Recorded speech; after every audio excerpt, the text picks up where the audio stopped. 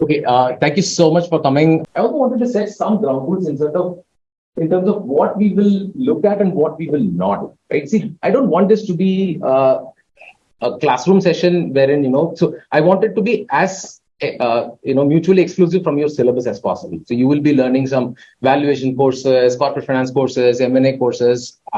Totally want to stay away from it. I wanted to give you a different perspective in terms of how the industry operates, who are all the players, how the ecosystem looks like, so that you can think of your career options from that. So I'll give you some insights, or maybe you will learn some jargons into, this ecosystem. Why, how companies do acquisition, what the process, and then what are the possible career options for, somebody at the PGP1, PGP2 level. This is not a pre-placement talk or anything, and nothing to discuss on valuation. So don't ask me, what's your view on valuation of X, Y, Z, etc. So we are not here to talk about that.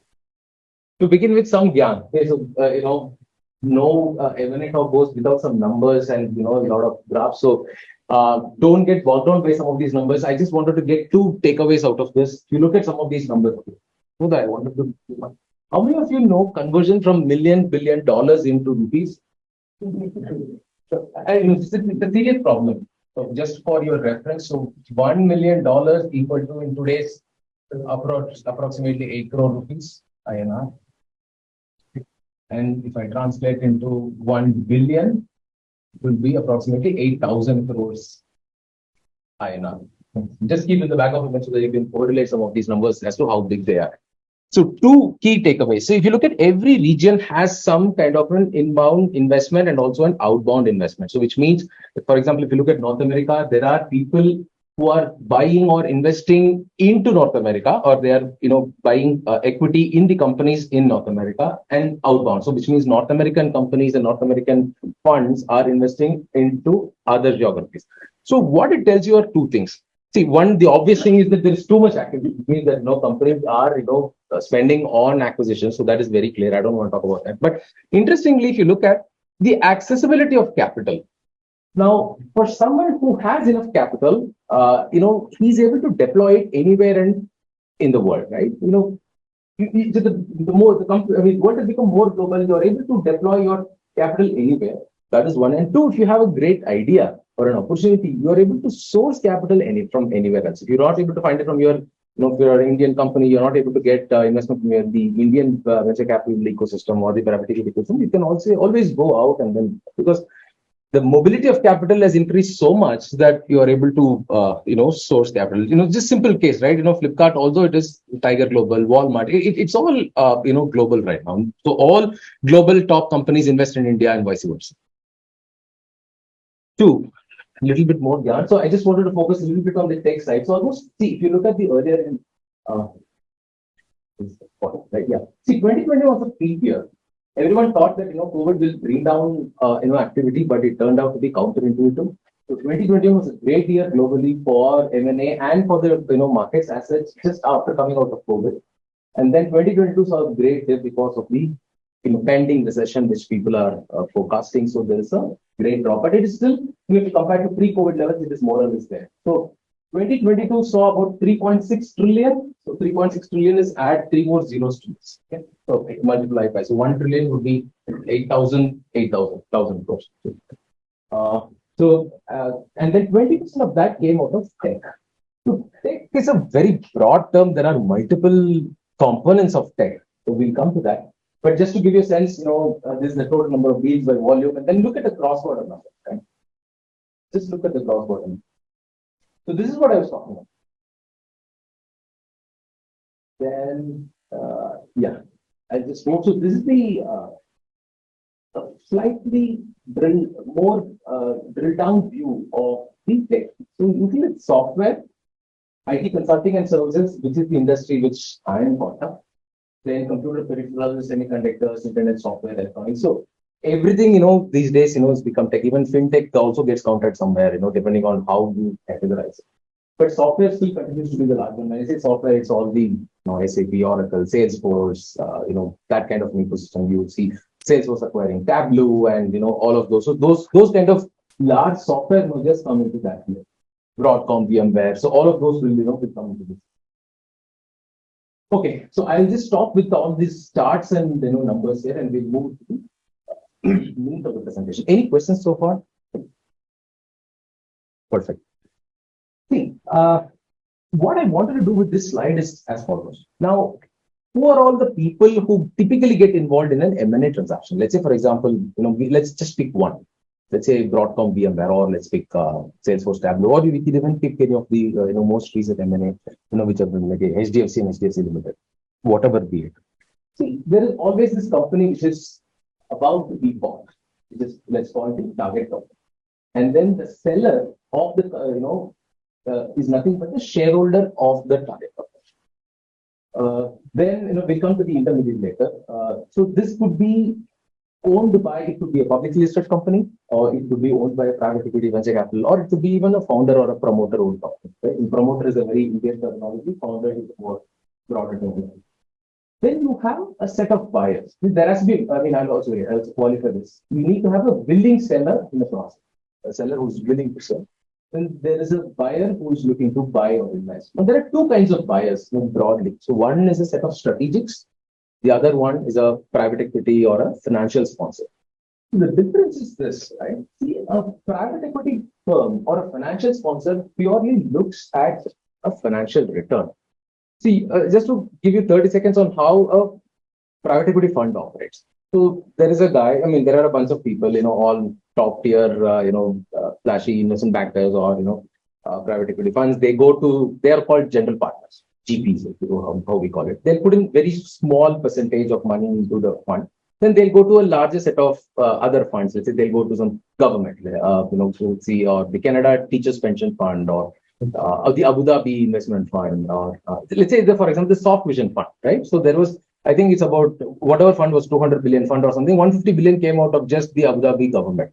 So the Soft Vision guys, the Nikesh Arora, whomsoever that is, so they will go to a bunch of large pension funds, hedge funds, and then they'll say, okay, I'm forming a fund, you give me your capital, I'll get you better returns. If you look at some of the Western markets, the interest rates are very low. Right now it's slightly increasing, but largely it is, let's say, sub 5%. You look at the fixed deposit interest in India, it's the risk-free return itself is 7 to 8%.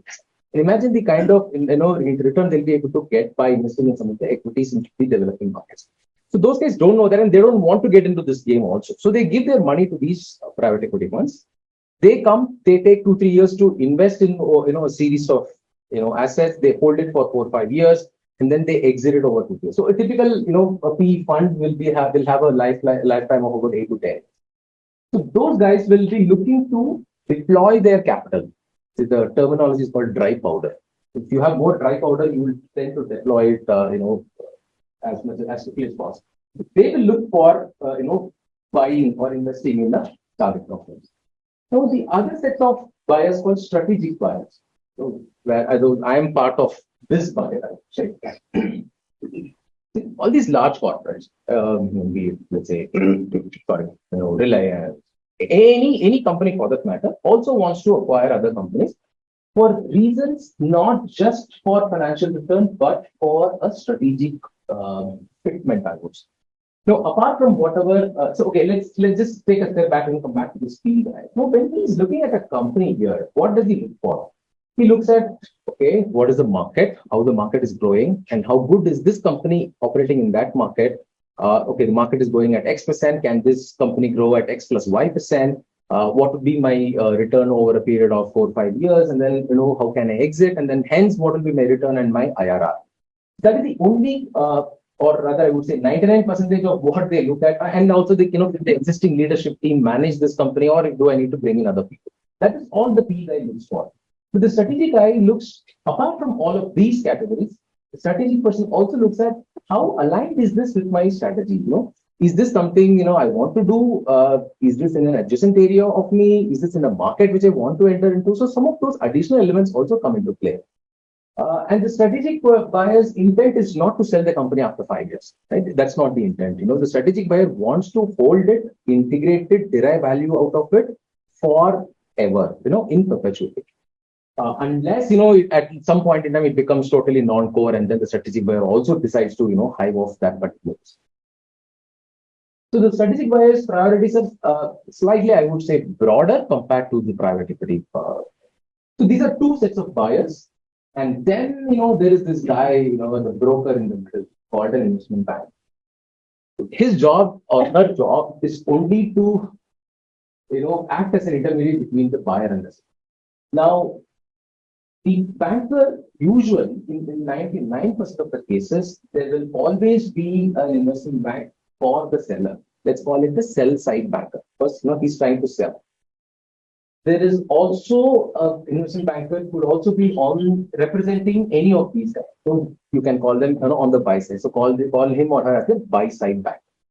So whenever there's a transaction, so which means there will be, let's say, a seller, a sell side banker, a buyer, and a buy side.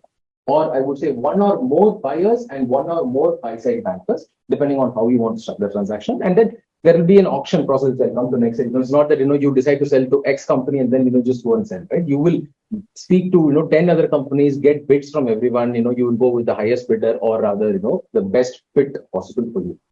So the investment banker's job is to keep networking with all these seller companies. Their only job is this. They'll keep scouting for companies which they can go and pitch and then sell. They'll also keep talking to all these guys and then say, what are you looking for? Which markets are you looking for? What kind of companies do you want to invest in? So they know what buyers are looking for. They also know who are the companies who can potentially be sold, and then they try to make a match. That's the end. Just to, this is an important part. So they'll give you what is the value driver for each of them. And so this guy typically looks to exit, try to maximize. This company can also be owned by a private equity, right? If there is a fund, towards the end, they also want to exit. So and in the sale process, the owners could also be a private or a venture capital, whatever it is. It could also be a founder-owned or a promoter-led company. The promoter-led companies, they apart from financial return, they would also want to have a good home for their employees, right? Let's say a promoter who's 60, he wants to retire. He has spent his lifetime, building the company. He has 1,000 employees. So he also wants to find a good home. He might actually take a 10% lower, valuation, but still, if the target company is a better place for his employees, he might actually keep that. Investment bankers, typically, their objective is to maximize transaction value. They want to go with the highest bidder because their fee is all linked to some percentage of the transaction. They're brokers at the end of the day. No, that's true. At the end of the day, what you're trying to do is you're just brokering a deal, and then you make money as a percentage. The strategic buyer, like I said, they derive value not just from the growth of the company, but also from how aligned it is with their strategy. So the strategic buyer can actually will be able to derive more value through what this abused word called synergies. You might have heard it in all your strategy classes. So there are two types of synergies: revenue synergies, cost synergies, and all of those. So, if you're able to cross-sell, upsell some of your products, then you can make actually more than what. And then you try and take out, you fire the people who are not needed, which is all you're seeing in the media. And then, you can derive some additional margins as well. This guy purely, try to, maximize. And then, they also want to, I would say, manage their portfolio. They'll have some high risk portfolios. They'll have some low risk portfolios. So some of those things will also, before I move, any questions here?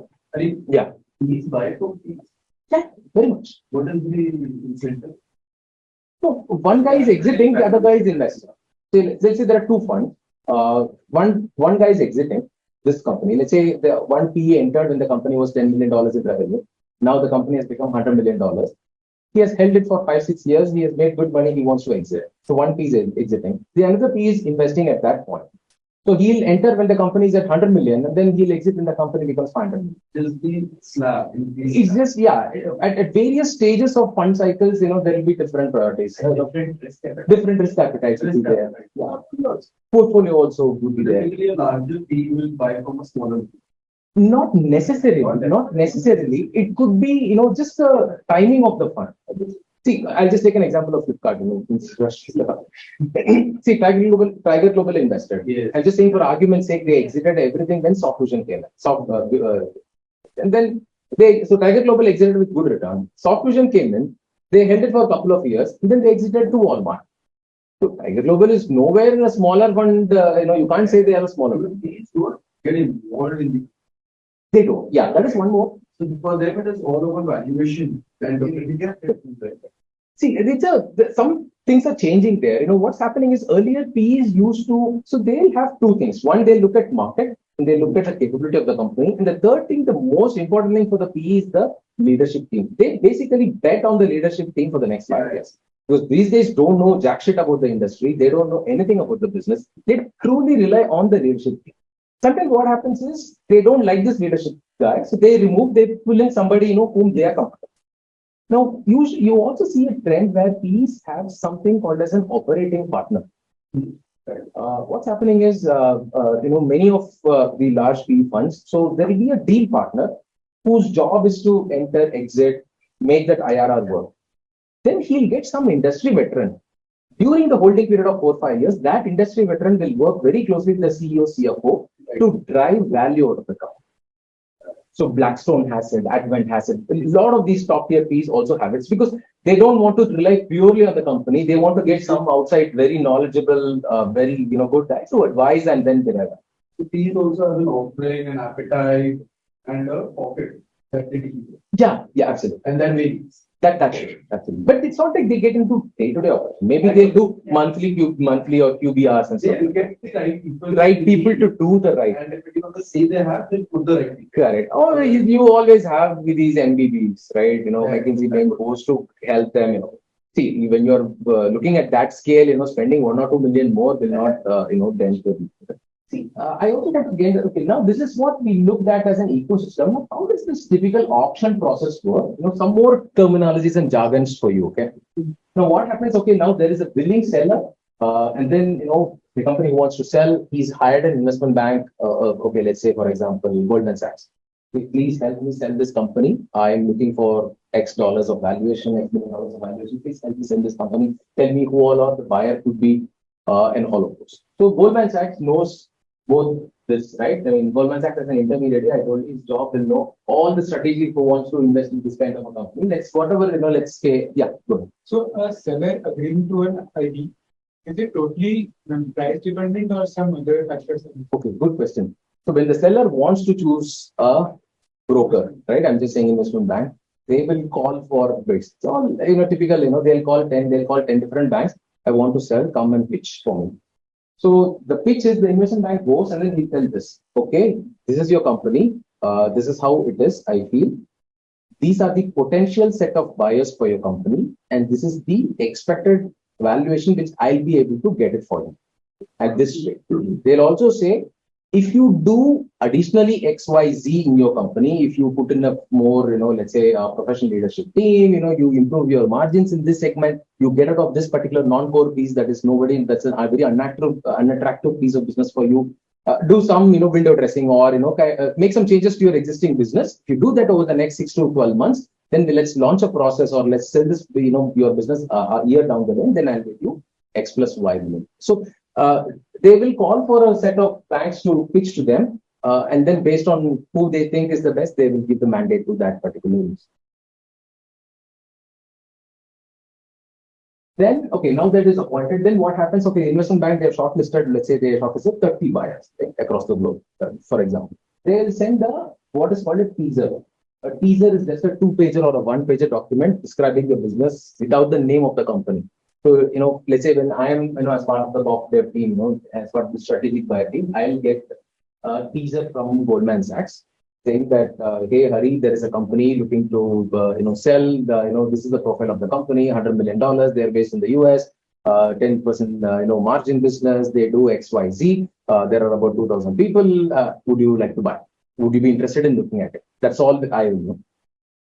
I'll also know, typically what kind of company which I want to invest. Right? So, okay, it ticks a lot of boxes for me. Okay, let me go take a deeper look. So then I signed an NDA, which is a non-disclosure agreement, because the selling company do not want to disclose information beyond that. They only want to disclose information to 30 people whom they're talking to. So I sign an NDA and I get something called as a CIM, or it's called a SIM or a confidential information memorandum, which is a more detailed description of the company. It's typically a 50 to 100-page document describing the business. Now, then I'll get a better view of what the company is.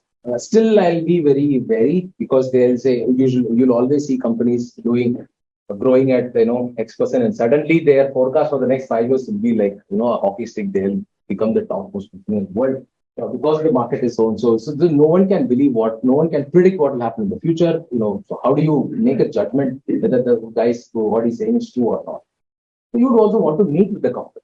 So I will say, okay, looks nice. Can we do a meeting in person, or let's do a fireside chat? There are multiple terms, or let's do even a Zoom call. A couple of hours. You spend the CEO to CEO. I'll get my business head, the CEO, their CFO. Just a group of small 4 or 5 people, just talking through the business. Yes, leakage. The NDA is signed. So the buyer is accountable in this. The whole organization. For leakage. No. See, I am signing up the NDA, right? So, for example, the NDA will be between the buyer and the target company. The broker is out. Is there penalty to the NDA? Yeah. So, in the sense that you are contractually bound not to disclose. So, what happens is, I will also ensure that the information, I don't, decimate the information to all the 200,000 employees of my company. It will be, disclosed to the, business head and a very small group of company who knows these sensitivities.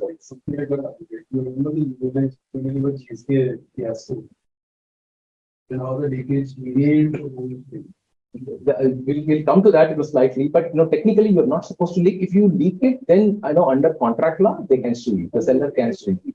You can sue at best. Yeah, you can sue at best. If it is an intentional leakage, then the market forces will also, SEBI and SEC, they'll come after you, because some of these are oopsie, what is called unpublished pricing certification. Yes, ma'am. What is the difference between confidential information and getting a Facebook? Okay, good question. It's very thin difference, I would say. A pitch book is what an investment bank shows to a buyer or a seller. It is just a book which the bank creates. It could be a pitch which the bank is doing to a seller company, in which case they will say, okay, these are all the potential buyers possible. This is how the market is, etc., etc. The same thing if it is shown to a buyer, it will be, let's say, I'm the, in the tech industry, then they'll show me all the profiles of companies which will be up for sale for the, in my area of interest. It is not a SIM. The SIM is very specific to one company. Pitch book is slightly larger, wherein you pitch about the larger priority for you. So, in an IB, when you're creating pitch books, usually pitch books you create when your partner is going for a meeting. A large PE fund. Let's say I'm just saying Goldman Sachs is meeting with, Nikesh Arora of SoftBank, right? So he knows what all Nikesh looks at, and then the associates pull together various companies, profile them, and then create a pitch. It will have the credentials of your bank. It will have the potential targets which you can bring to that buyer. It will also have some understanding of the buyer or the seller's industry, etc. It is basically it's basically a document aiding your partner or an MD to have a conversation. Usually pitch books are like that. So many times IBs also do road shows. They go to one country and then they meet with 10, 20 potential companies just to build a relationship. So for each company they have the pitch. So they take that pitch book wherever they go. Could they also potentially talk about hostile takeover? They could, yes, definitely. But it's a very, very high level conversation. For example, it will happen from CXO to CXO. Or even, very bulge bracket large, the MD will directly go meet the CEO or the board member or the chairman, at a very high level. When would the MD make such a decision? Who would tell the MD that this potentially large? Is it your strategic guidance? Who would tell you that? Like, is it a strategic buyer team who might say that this is a potential company we should go after, even if they're not looking to sell? That is always there, right? So, for example, I am there. I know. So, Flipkart always knows that Myntra is there, or Amazon always knows that Flipkart is potentially possible. So, in your ecosystem, who are all the players, and then you could potentially do it, but at what point you initiate the conversation? So, for example, a Flipkart Amazon merger could only happen between, I'm just saying, for example, Sachin Bansal and Jeff Bezos, right? It cannot happen, without, so it has to happen at that, the meeting of minds has to happen at that level for those things to work out. If it doesn't work out, then, all this, for example, this LTI took over Mindtree. So I know I'm digressing, but just to since Gaurav brought that up, the way it happened was there was a 25% shareholder in Mindtree who sold his stake to the L&T group. So with that as I would say, leverage, they made an open offer or a tender offer to the market and then tried to get a lot more. So it became a bit of a strategy because the founders of Mindtree, they were not that keen to sell. That was all over the media. I'm just quoting it on the media. So something like that, some of those triggers can happen. But very rarely it happens on this. Because at the end of the day, what happens, what will you achieve by doing a hostel? You're buying an asset where the people are not happy with you. You will eventually destroy value or lose value. But LTI made it work. That's a different story. But typically, doing a hostel takeover is not a very good thing. Sorry? So there are some people who do it and still make it work. In the competition for hostility. Yeah. In companies to hostility. They kill the business and then they kind of replace it totally. Yeah. What can also happen is the company, what the employees think and the leadership thinks might not match. No, that's exactly what I was trying to say. Larger shareholder there who is willing to sell. It's a very tricky situation. And companies, maybe if they change the leadership, they will get around the employees. That's what happened also. But sometimes it works, sometimes it doesn't. It's a very risky game. Very risky. That's why it's If you're very confident that you are extremely clear what I want out of that asset is something, I don't care about the people. I only want those customers. I will just want entry into those markets. Then I will, bring in my people and then, make things happen. Overhead of employees, and I can just optimize that. Exactly. Or, I just want entry into that market. Just Exactly. Yeah. That is, so if you're very clear on what you want to do, then, hostel could make anything fun. Yeah. So we were at this process, right? CIM. So once you get, then you meet with the company. How are we doing on time, sir? Oh, okay. I will finish off in 10 minutes and then we'll open up for Q&A. Then what happens then, you meet with the company, you like it. Okay, there is a meeting of minds and then you make an offer. You do what is called an internal business case. So it's truly the private equity guy, he makes a big spreadsheet in terms of, okay, how much can you grow, blah, blah, blah, etc. This is my, free cash flow. This is my IRR. Let's not get into that. But net, you will do all of those analysis and then arrive at, okay, this business is, in my view, this business is worth X million dollars. And then I make an offer. It's a non-binding offer. It is also known as a term sheet or a letter of intent or an indication of interest, IOI, LOI, term sheet, and so the seller or the banker will get, as we said, 30 buyers, right? Let's say 10 of them are interested. They make 10 non-binding offers. They will look at it at the merit of the offer. They'll probably choose 4 or 5 of them, or 3 or 4 of them, let's say a handful of them, and then bring them to the next round, what is called a due diligence. They say, okay, I like your offer. Please conduct your due diligence and let me know how much, you are willing to pay. Give me a binding offer or a better offer or a firm offer, right? This is your final. Because when the NBO is made, there'll be a set of assumptions will be done. That I think that business is so much subject to X, Y, Z, Y, etc. My offer is worth so. So then you do some due diligence. At that point in due diligence, you will involve a lot of wider team. So you have to do due diligence across various functions of the company. And then you submit a revised offer or a revised NBO. And then post that, okay, initially I said the business was worth 100 million. Nothing, came out. My due diligence was all good. Maybe I stick to 100. Maybe I'll make it to 110 or I'll go to 90, depending on what I find out in the due diligence. And after all the 3-4 people complete their due diligence, some people might even drop off after that. Never know. So let's say there are 2-3 offers which the seller gets. They choose one person. They get into something called as an exclusivity phase. Then they do some confirmatory diligence, some top-up diligence, and then they start negotiating what is called the share purchase agreement or the definitive agreement, which kind of governs the transaction. That's all lawyers work, and then it gets deal gets closed or the deal gets signed. You sign the agreement, and then there is something called as a closure between sign and close. So you will always see, whenever there is an M&A announcement, just watch out for the way the press release reads. Right? It will always say company X has entered into a definitive agreement to acquire company Y, which means they've just entered into an agreement. They've not done it yet. there might be some approvals needed, like regulatory approvals, competition commission approvals, XYZ, and then there could be a delay, and then the closing or the actual legal transfer of ownership happens when you pay the money to the shareholders and then you take possession of the company. So you pay that money, whatever you decide to pay, you transfer that, you get the share certificate in your name. That's when you are legally owner of the company. And that's when you can recognize revenues in your books. Yeah, and then if you're a strategic, you will then think about integrating that company with your. Okay, any questions so far? We can take one or two before we move here.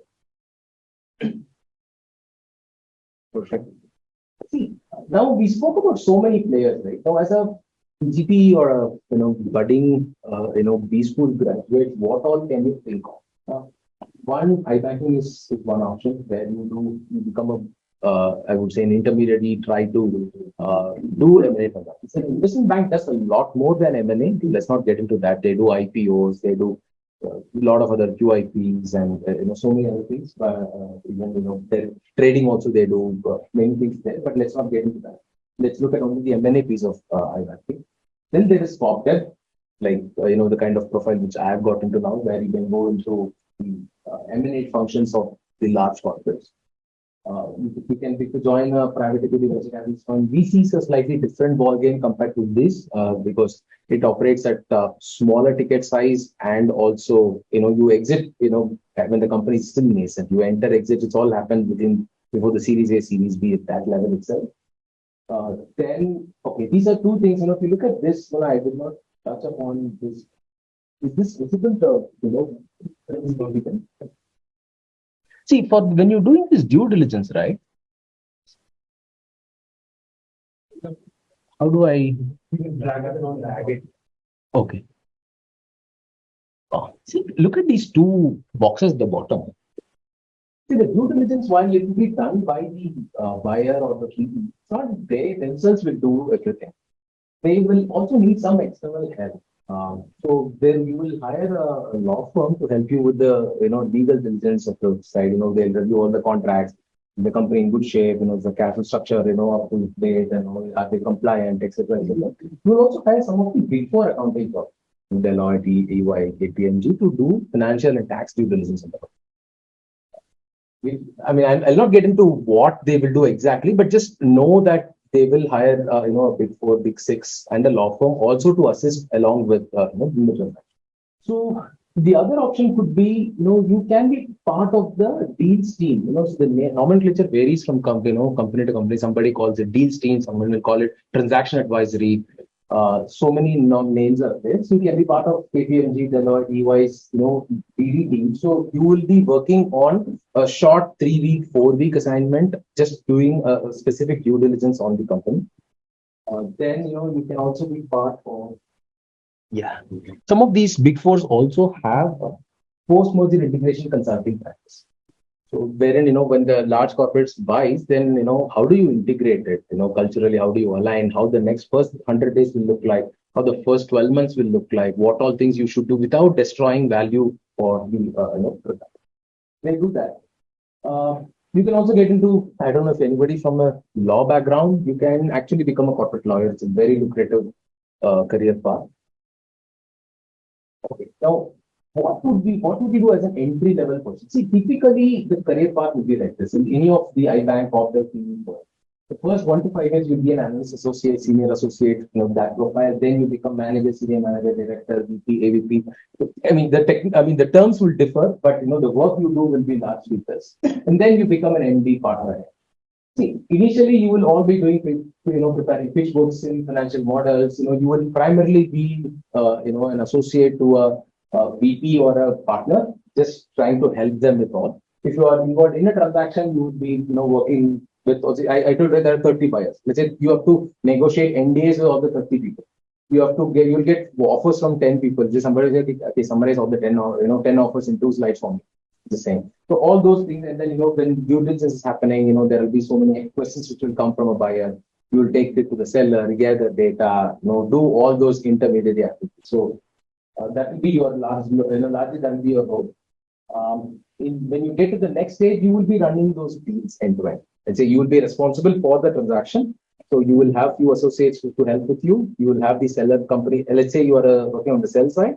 You will work with the seller group, promoters, founders in ensuring that the deal happens without any glitches. Partner MD, you are largely greedy guys. So their job is to do wine and dine with all the seller companies and also the buyer companies, ensuring that, so they are kind of sourcing the deal. They make the deal happen. That's why, if you look at one thing I wanted to highlight was, so here, you start networking in a meaningful way at the partner MD level. Your job is nothing but networking. So you will source sell side, buy side mandates, etc. That's your plan. And if you're a head of corp dev, you will have a priority or a target for the year to achieve. Let's say your company wants to grow from X to Y. Some part of it I'll do organically, some part of it I'll do inorganically. That will be put on the head of the corp dev head, which is also a job to get that done. A small advice, what you could do. See, I also want to leave you with a few tangible takeaways out of this, which you can do. See, one, since you're all this in PGP1, you still have, 3 more trimesters to do. Get your basics right. If you really want to get into this field, have good, handle on accounting. Accounting basic account. You see, okay, let me also put it this way. See, this is a job which requires you to be jack of all trades and master of none. You should be a better jack. You should be a, great jack, I would say. You don't have to know anything, everything, every function. You don't have to be an expert in each of it. Because if you look at it, there are so many aspects. When you do due diligence, you'll be working across function, HR, legal, finance, IT, business. You don't tax. Tax, no one understands. It's a very technical field. You don't have to understand everything, but you should know basics of everything. Right? I mean, if someone says if there's a legal issue, okay, there is an unlimited liability, there was a litigation which happens, and then there is an exposure. How can you seek indemnity? What will you do? So you have to, okay, the objective is to you seek an indemnity from the sellers. So I mean, there are so many words which I said, right? You don't have to actually know how it works, but you should know what these terms mean. In a very layman's terminology. Tax also you should know. Some direct tax, indirect tax, stuff like that. So you need to be a jack of all trades. So, but I would say become a master in finance alone. If not a master, at least one or two levels below that. Get a good handle of your accounting concepts. You should know to read a P&L. You should know to read a balance sheet. Understand each item of balance sheet. How do you calculate working capital? What is a current asset? What is a deferred revenue? What is unbilled revenue? Basic understanding. You need not know whether it has been done to the T, but you should know what the deferred revenue means and what is an unbilled revenue means and what is the risk associated with that. Get your corporate finance concept, absolutely to the T. You should know IRR, NPV, future value, cost of capital. So all of those, you should be really good. And then valuation model. Everybody does, discounted cash flows only. It's nothing different from what is there in the book. It's just that it gets populated into, 10 different spreadsheets, but the concept is the same. Nothing but the present value of your future cash. Valuation also, get these valuation concepts also, good, have a good handle. Also go back and brush your legal, you would have had this course, right? Lab, legal aspects of discuss. Written and oral communication skills, absolutely essential. The better you are able to articulate your thought, the better it is. The more clearer you are able to articulate your thought, better it is. Can you articulate what you're trying to say in 2 bullets, in 3 bullets? That is what. No one has patience to read through a 100-page report. As an associate, you will be asked to summarize a 100-page document. Will you? The partner will not have time to read a 100-page document. You have to give him a 5-slider. How will you do that? Oh, okay. I'm just about to finish, and then we can go for this one. Then be good at Excel, PowerPoints. That's a given. Generally be aware of what's happening in the industry. You don't have to, get into deep of it, but when you're walking, from your class to mess, if you have InShots on your phone, just go through it. Have some, tags for yourself in finance. Just go through it. The reason being, it's not that you should know everything, but it will help you learn a few new terminologies. Something would come, let's say, SPAC listing. What do you mean by SPAC listing? Yeah, very special. What is its fact? No, you will get to know something new. Then go back and Google and then try together. That's the intent of what I was trying to do. And have a financial bent of mind. Right? So when I say when you think of something a capital, look at everything which surrounds it. Hey, so what's the cost of your MBA? Somebody asks you. How much does it cost to do a 2-year PGP program in Indore? Let's say I'm just saying let's say 20 lakhs. And I'm just saying, is that the cost of MBA? That's opportunity. That opportunity cost, right? Now, let's say you have 20 lakhs. So there is an opportunity cost is, you have to give up your 2-year job, which you have, whatever you are making, that also adds. Let's say you do have 2 lakh, 20 lakhs in your kitty. Now, there is another cost to it. Now, if you had invested that 20 lakhs, then you would have made some 7-8% return over 2 years, right? Now, by, giving that to the, Indore, you're making zero return financially for those 2 years. But still you are doing it because you think that the value which you derive out of this 2-year education is far more than that 7 to 8% which you'll make out of that 20 lakhs. See, all I'm trying to say is just, I'm not saying that, you have, when you buy a samosa, you have to think of all of those. I'm just saying when you make a large financial decision in your, even personal life, professional life, just try to think of all possible, because when a buyer looks at it as a strategic buyer, he will have two options, whether to buy or build. Right? Do I need to spend so much to buy this company, or can I spend a small, lesser amount and build it on my own? But building will take time. Also, how will my shareholders think? Now, is this, how do I convince my shareholders that, while I'm making this investment, the returns will come only after 5 years? So, the shareholder doesn't care whether you grow your business organically or grow through acquisitions, right? All he wants is his EPS or, his return. So some of those things, just have that, financial bent of mind, I would say. The last one, either if you're an extrovert, great. If not, try to be an extroverted introvert. This is a term I learned from this guy called Tristan Walker, who founded a company called Walker and Company, sold it to PNG. So he coined this term called extroverted introvert. I actually fall into this bucket. I'm not an extrovert by nature. It's basically what it means is recognizing the fact that your job requires to be an extrovert, and you be an extrovert when, for your job. So I'm not a very social or a gregarious person. I have a small group of friends. I'm not denying that, but it's not that, I have hundreds of friends. But, my job requires to do that network. So I have relationship with over 100 investment bankers across the world. I do speak to them every month, quarter. So my job requires to network, so I network. So just try and, get to that also, because as you grow from the associate level to the next, you will require this skill. That is all I had for you. I think there is a question. Sorry, let's take the question. On the path of building this competency. Yeah, can you give me a little louder, please? On the path of building this competency in finance, what would you prefer, CFA versus actuary or some other certification? See, actuary is a very insurance-focused one. It's a bit more statistical modeling, etc. That wouldn't be very relevant for your career if you want to do this. I would prefer you go for a CFA. Not the FRM, but go for CFA. CFA 1, 2, 3, get a chartered one. That's a good value add to have on your resume. Yes. More highly related question. You talked about the buyer side, investment banker, and the sell side investment banker. So they both work on the basis of commission, right? They both work to maximize their own commission. Yes. But then again, they both have a different set of values. One will want to maximize the price side, and one will want to maximize the value. No, absolutely. So one would want to maximize, one would see the sell side would want to maximize, the buy side would want to minimize. See, it's not that just because somebody is there, wants to sell it at 100, you can ask for a $10 price, right? It's not going to happen. So it's going to be, plus or minus 10%. It's more, see, what happens is not many large companies will have the expertise and capabilities to do an M&A because it's a very complex project to undertake. So what they do is they'll just, outsource it to a banker. Let's say, hey, please help me, run this process. I don't know how to do valuations. I don't know how to build a business case for this. I don't understand the legal issues which comes out of this. You will need advice. So they hire, so more often than not, the buy side bankers' objective is to get the deal done rather than trying to minimize value, or rather ensuring that the risks are mitigated when you are buying it. But I agree, there could be some few 1-2% drop here and there, but it wouldn't be material. it will not be material. All right then.